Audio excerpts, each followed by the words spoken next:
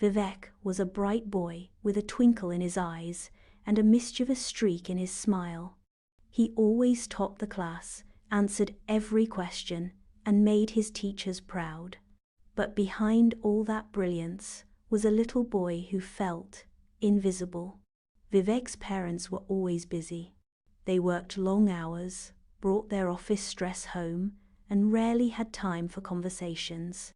They weren't unkind, they just weren't present. Most days, Vivek would eat dinner alone or quietly sit in a corner while his parents typed away on their laptops or took endless phone calls. At home, conversations were short. Eat your food. Go study. Don't disturb us now. Vivek craved their love but didn't know how to ask for it. The only person who truly saw him was his grandmother. Her soft hands, warm hugs, and quiet stories were his comfort. She made him feel safe.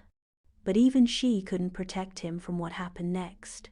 One day, while zooming around the living room pretending to be a superhero, Vivek accidentally knocked over a beautiful vase. Crash! His parents came running. "Vivek, can't you sit still for even a minute?" Before he could explain, he was already being yelled at. "Go to your room. No more games." That moment stayed with him. Vivek went, eyes brimming with tears. That night, he made a silent promise. "Next time, I won't take the blame." And when, next time, Kamya spilled bowl of snack, she blurted, "Muffin did it." Their sleepy dog lifted his head in confusion. To Vivek's surprise, his parents just sighed. That dog again. No yelling, no punishment, just silence. Vivek blinked. Wait, they believed me? And that moment changed everything. From the very next day, school became his stage. He walked into school with a new kind of confidence. As he entered the classroom, he looked around like a detective, but not the kind that solved problems. The kind that caused them. He wasn't just answering questions anymore. He was orchestrating scenes. When someone's eraser went missing, "Oh, I saw Rishi taking it during recess," he'd whisper to the teacher. If the classroom board had doodles on it, "I think Priya was near it last." He did it with such innocence in his eyes, such charm in his voice, that no one ever suspected him. And slowly, he got bolder. He'd walk into class, scan the room, and think, "Whose turn is it today?" Sometimes, he would even prank someone just for fun, stick a paper fish on their back, spill water near their bag, or place a funny drawing in someone's notebook, and then act shocked when the teacher found it. "Oh no, miss, that's terrible. Maybe Sanjay did it?"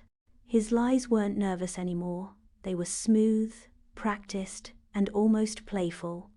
He became the perfect little actor, sincere voice, straight face, innocent eyes. The teachers admired him. "He's such a well-behaved boy," they said. The others should learn from him.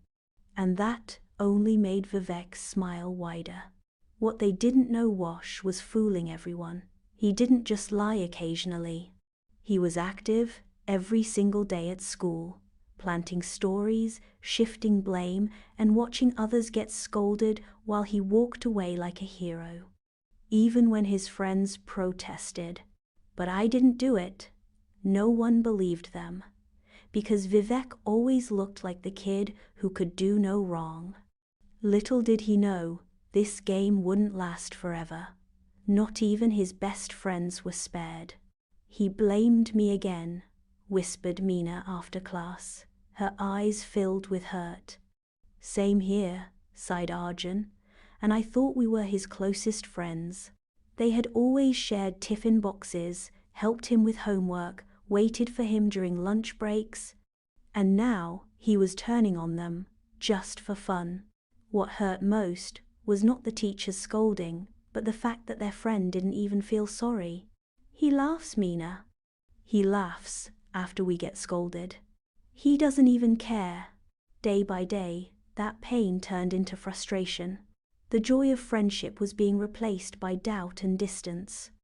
And Vivek? He didn't notice. Or maybe he didn't want to. But soon, he would. Enough is enough. At first, they gave him the benefit of the doubt. Maybe he didn't mean it, Mina had said. Yeah, maybe it was just a joke, Arjun added. But it kept happening. Every prank, every blame. Every time someone got into trouble, Vivek walked away untouched. He blamed me again today, Mina muttered one afternoon. He looked right at the teacher and said I did it. I wasn't even near the board. I've shared my lunch with him, helped him with homework, and this is how he treats us, Arjun said, frustrated. One by one, the rest of the class nodded. Some were angry. Others just felt tired. That's when someone said, "That's it, we've had enough." The group huddled together after class. No yelling, no shouting, just quiet determination. "We have to stop this," said Mina. "But how?" asked another classmate. "Has always believed it. We'll tell the truth, all of us, together." And so they marched to the staff room and politely asked to speak with Miss Sharma. She looked up from her papers. "Yes, children? Everything okay?" Mina took a deep breath. "Ma'am, we need to talk. It's about Vivek." The plan, she was surprised. "Vivek? Are you sure?" "We wouldn't all lie, ma'am. Even his closest friends are tired. He keeps blaming everyone else, and we're always the ones getting scolded." Ms. Sharma thought deeply. "All right," she said. "I'll handle it."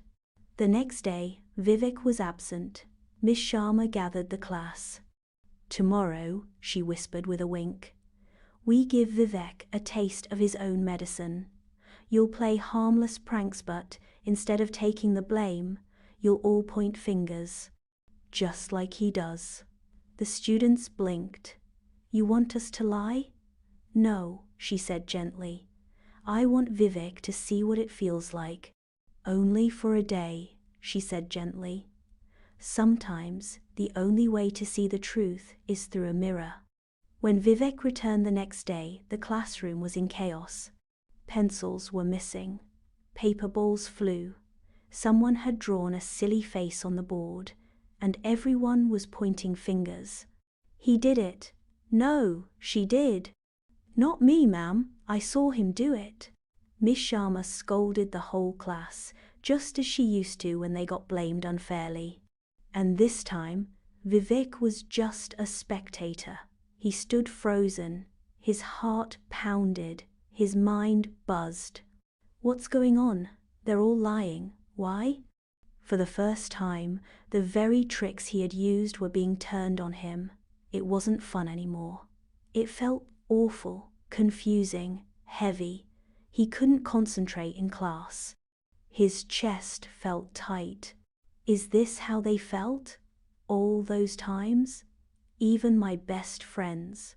Each time someone lied in front of him, something in him twisted. He wanted to yell, "Tell the truth," but he couldn't. Not when he'd done the exact same thing. That night, he couldn't sleep. His pillow felt heavy with guilt. A few days later, Miss Sharma called for a class meeting. "If anyone wants to thank someone or apologize," she said, "this is your moment." Vivek sat quietly as a few students shared their words. Then, with trembling hands, he stood up. I want to say sorry. To everyone. I've lied. A lot. I made mistakes. I blamed you all, even my best friends. And I feel really bad. At the time, I thought it was funny, but now I know it was wrong." The classroom was silent. "I'm sorry, Miss Sharma, and I'm sorry to all of you. I don't want to be that person anymore." Miss Sharma walked over, her voice gentle. "Vivek, the bravest thing anyone can do is admit when they're wrong. We all mess up. But what matters is what we do next. And I'm proud of you for realizing this, and for speaking from the heart. Vivek looked around. His classmates were smiling. A few even clapped softly. Forgiveness had found its way back into the classroom. From that day on, Vivek changed. He still had that spark, that shine, but now it was honest.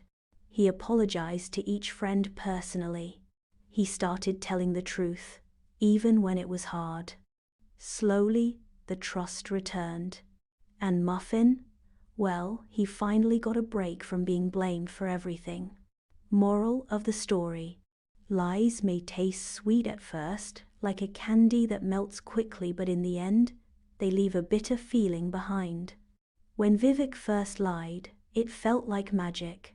He escaped punishment, fooled others, and even felt powerful. But what started as fun slowly turned into something heavy. He lost the trust of his friends. He felt confused, guilty, and alone. Lying may help you avoid a problem today, but it creates even bigger ones tomorrow. It builds walls between you and the people who care about you. The truth, on the other hand, may feel hard at first, like biting into a sour fruit, but it turns sweet with time. It helps you grow, makes your heart lighter, and brings people closer. It earns respect, friendship, and peace of mind. Just like Vivek learned, mistakes are okay. But choosing honesty, saying sorry, and trying to do better, that's what makes a person truly strong.